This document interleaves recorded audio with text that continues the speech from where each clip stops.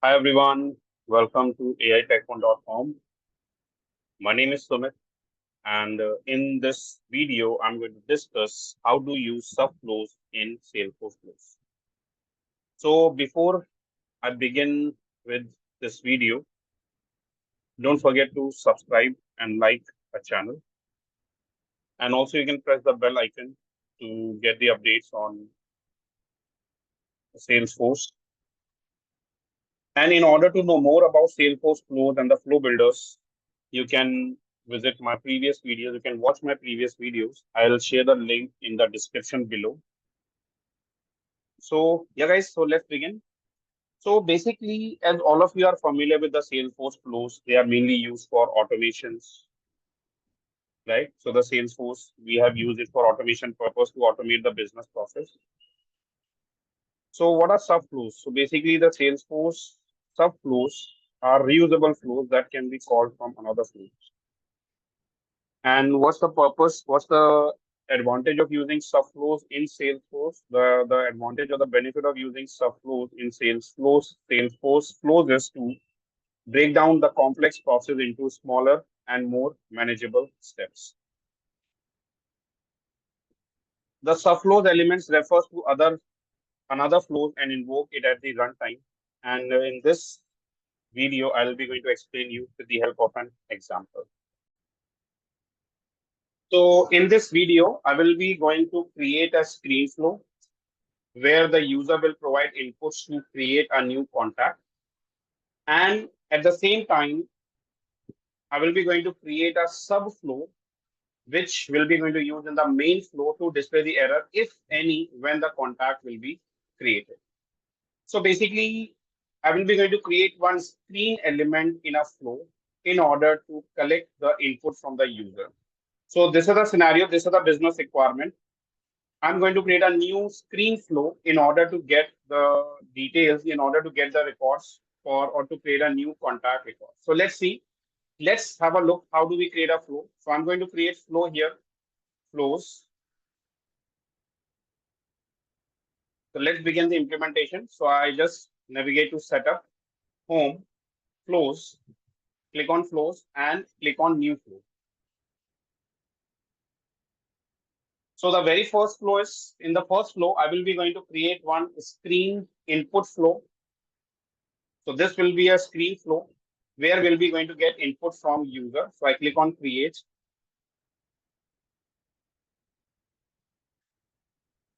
And create a new screen. Let's customize that. Screen 1. Remove the header and I'll just label it as save. Hide previous, hide pause. Now here first, I just want to add a header. So type display as text, label 1, and I label this as fill below form to create record, create contact. Customize it. It's not mandatory to customize as I'm doing right now. That depends on your requirement. If you want to do that, it's your choice to create. And I just make it bold and change the color. Then, in order to get a new contact record, I just want first name, last name, phone, and email. First name, last name, phone, and email. So 4 fields I'm looking for: first name, last name, email, and phone.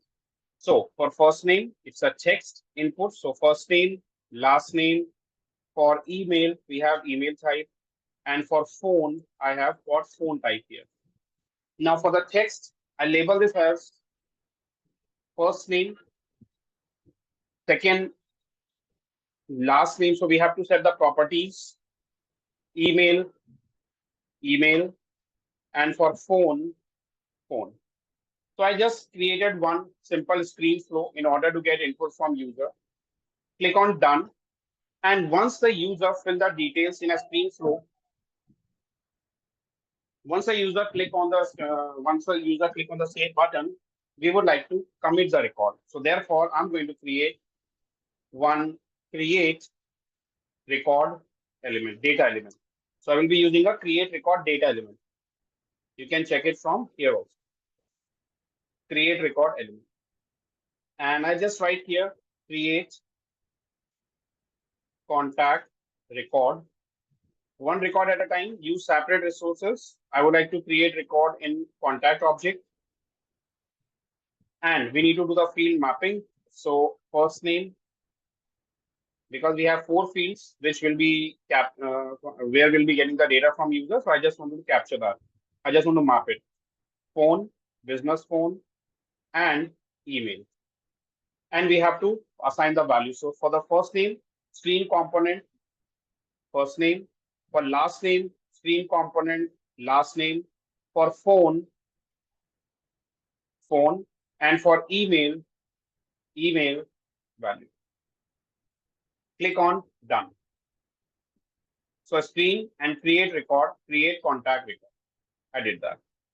Let me save this flow and just save this flow as new contact flow. New contact flow. I did that. Now I need to create a subflow. That flow will be going to display whenever an error occurs. Let's say while creating a new record, maybe we entered an invalid name or we entered an invalid email ID. So we would like to validate that. So therefore, in order to do that, I'm going to create a new flow. Again, I click on new flow and I'm going to create a new subflow now. This will be a screen flow because we would like to display an error. So create a screen flow.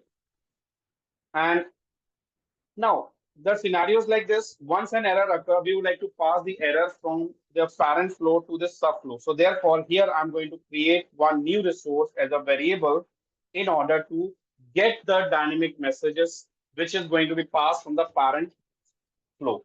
So therefore, I just label this as error message.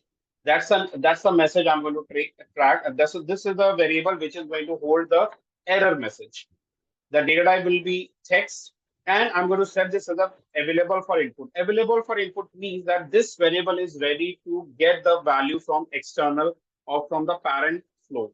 So whenever the parent flow send a dynamic message, so that message can be stored. We can store into this error message variable. Click on done. Now I'm going to create a screen here, and I'll label this as error screen. Same, I don't want to show header, and I don't have to show any footer also. So hide, or basically I simply disable the footer. And now I need to display a message. So display text, error, text, and here I need to display the error message. So in order to display the error message, I'll simply display the variable, and the variable is error message. And let me label this marked, or let me mark this in some red color and increase the size and click on done. Simple. So now what happened? Whenever we run the parent flow, if any error occur, we would like to call this subflow, and this subflow will and along with that, while calling this subflow, we will be going to pass the dynamic error message, and that error message will be displayed on this error screen. So let me save this, and I label this as error subflow. Now let's have a look. How are we going to use this subflow? So before this, we have to activate it.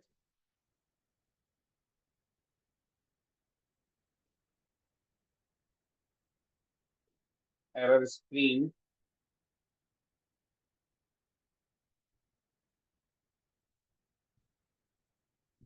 I'll just save as and activate it. And now I'm going to use this subflow here. So for this, I refresh my parent flow once so that I can quickly, I will be able to get the reference of that subflow. Now let's see how do we add the reference of that subflow. So the scenario is that while adding a record, while creating a record, if any error occur, it should display a message. So therefore, here I just add fault path. So add fault path means if while in the during the operation of this create record data element, if any error occur, it will execute this fault path. And in this fault path, I'm going to run the subflow. So click say launch another active flow. So subflow, name of this subflow, I'm going to set the name of the flow. So the flow name is error subflow. Error subflow. error flow, and you can see it's asking for set input variable. So yes, I would like to pass a message to that.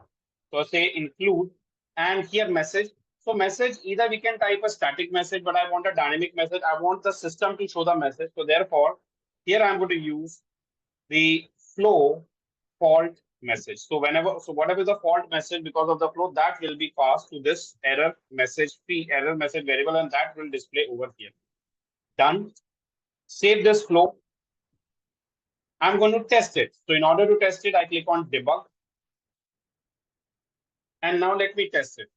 So in order to test it, what I will be doing, let me just try to enter the values, and I'll just add some dummy values. So I got that feature call, email, feature@Yahoo, phone number, and I click on save. And when I click on save, it displays an error message.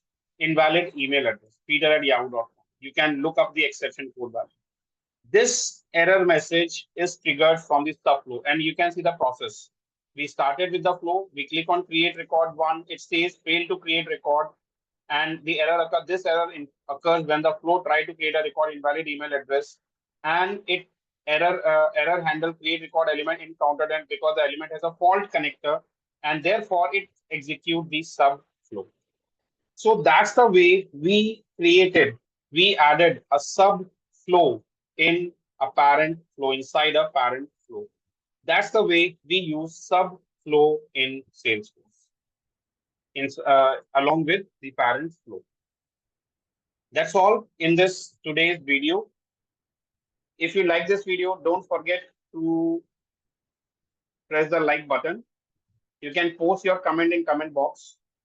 Feel free to ask your questions if you have any related to Salesforce or Salesforce LWCs, integrations, or any other concepts in Salesforce.